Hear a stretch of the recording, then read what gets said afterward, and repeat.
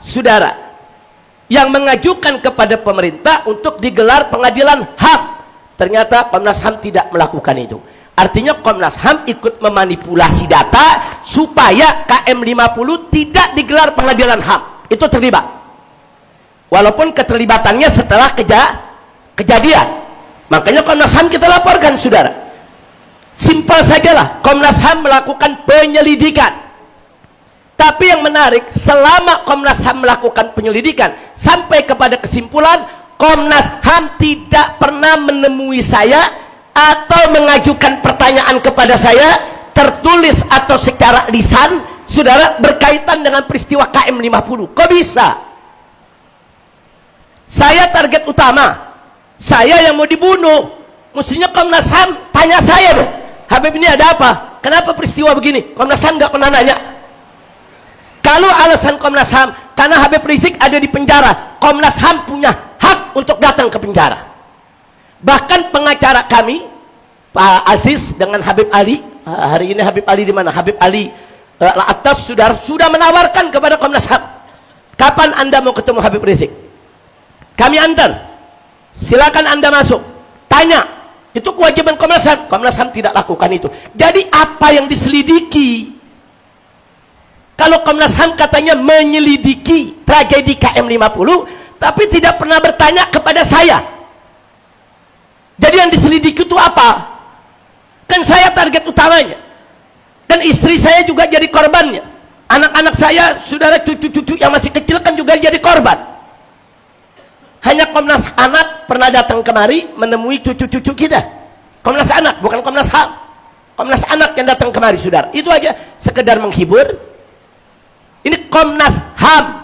Makanya kita tuntut, akan kita ajukan, saudara, bahwa Komnas HAM Indonesia memanipulasi data pelanggaran HAM berat, saudara, sehingga hanya menjadi pidana biasa.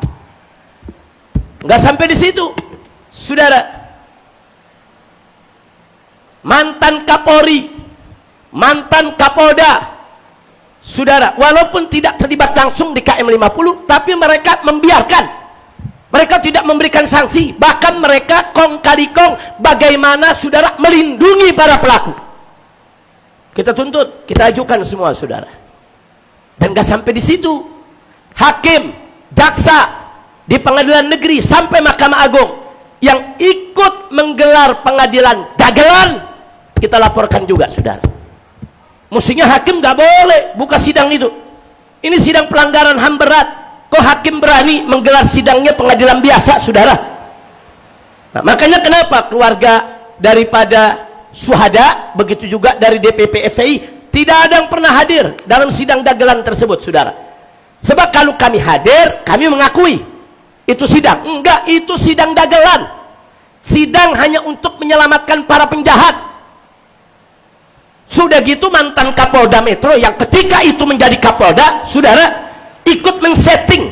Kami punya bukti, ada fotonya dia sedang duduk dengan para pengacara, saudara. Begitu juga korban. Untuk apa? Untuk bagaimana mengatur supaya selamat di pengadilan. Kita punya filmnya, kita punya fotonya, saudara, keterlibatan. Nggak boleh seorang Kapolda terlibat langsung untuk mengatur sebuah sidang dagelan, saudara. Nah, semua itu bukti-bukti sudah kita kumpulkan dan akan kita kirimkan, saudara, ke Mahkamah Internasional. Nah, jadi sekali lagi, jadi kalau ada yang bertanya, kenapa ini 5 tahun kok kelihatannya masih mandek? Ya, karena di negeri ini udah nggak bisa diharapkan lagi, saudara. Kasus Munir saja sampai sekarang ini kita bisa lihat udah puluhan tahun terbengkalai begitu aja, saudara. Nah, karena itu kita mencoba untuk mencari jalan lain. Nah, sekedar informasi, kenapa baru 5 tahun ini kok kita dapat jalan? Nah, ini Ustaz Syuhada dan keluarga Syuhada sudah paham mereka, saudara.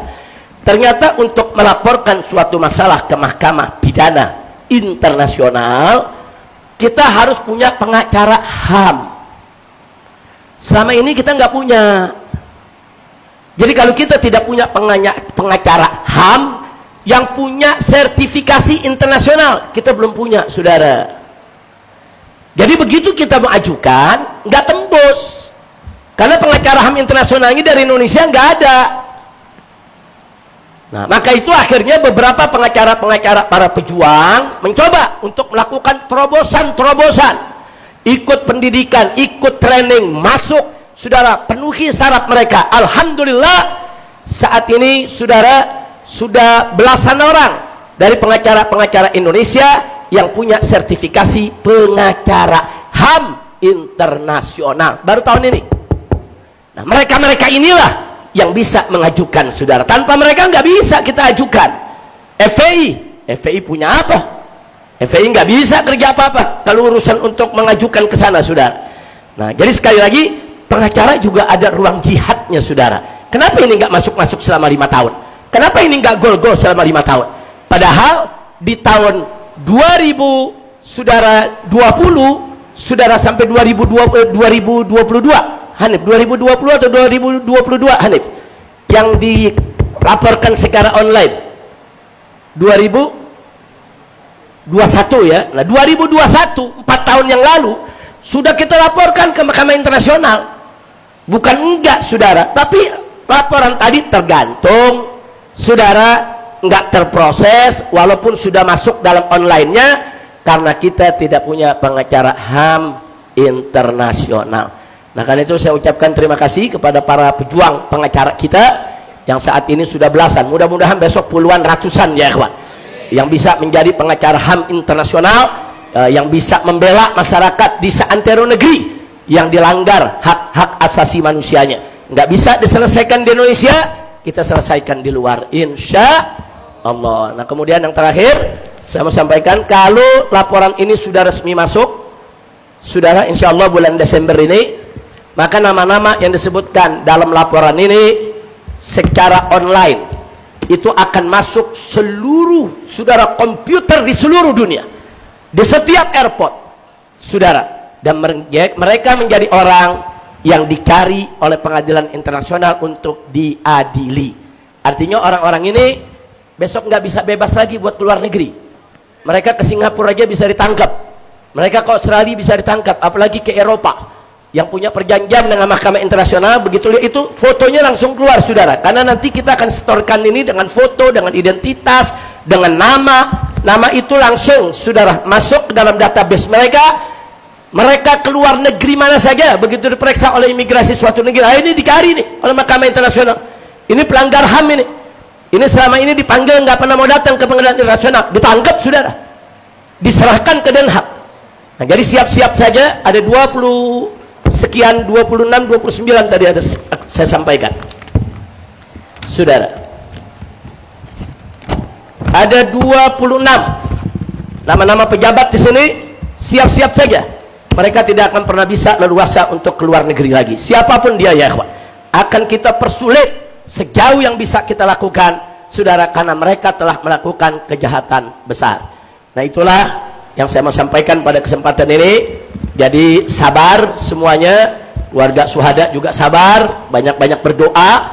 Dan tadi sudah disampaikan oleh Ustadz Syuhada, kita tidak hanya menuntut sampai di dunia, sampai di akhirat pun kita akan terus tuntut mereka. Mudah-mudahan Allah berikan kemenangan, amin ya rabbal alamin. Dan ini pelajaran buat seluruh pejabat kita, dari presidennya, menterinya, para jenderalnya. Jangan sekali-kali melanggar HAM, jangan bikin susah rakyat, jangan seenaknya membunuh orang, jangan menggunakan kekuasaan seenaknya menculik orang, membunuh orang, menyiksa orang. Hati-hati. Nah, karena itu Bapak Presiden, Bapak Menteri-Menteri, saudara, begitu juga semua para jenderal TNI maupun Polri, bekerjalah dengan baik, jadilah pejabat yang baik, jangan langgar HAM. Begitu Anda melakukan pelanggaran HAM, Anda akan terus dikejar oleh dosa, dan dikejar pula oleh kasus proses hukumnya, saudara. Nah, mudah-mudahan Allah selamatkan para pejabat kita yang baik untuk selalu menjadi pejabat yang baik, amin ya rabbal alamin. Nah, baiklah ya ikhwan, sebelum saya akhiri, tadi Ustadz Adi dan Alwi sudah menyuruhkan kita jangan lupa nanti di depan sana ada sunduk untuk mengumpulkan bantuan dalam rangka membantu korban bencana, baik yang di Aceh, Sumatera Utara maupun Sumatera Barat. Kemarin kaum ibu juga sudah mengumpulkan, luar biasa. Kemarin cukup banyak dikumpulkan oleh ibu-ibu, ada pengajian ibu-ibu di sini. Nah, mudah-mudahan bapak-bapak juga bisa tidak kalah di dalam berderma. Kalau hari ini kita nggak punya duit,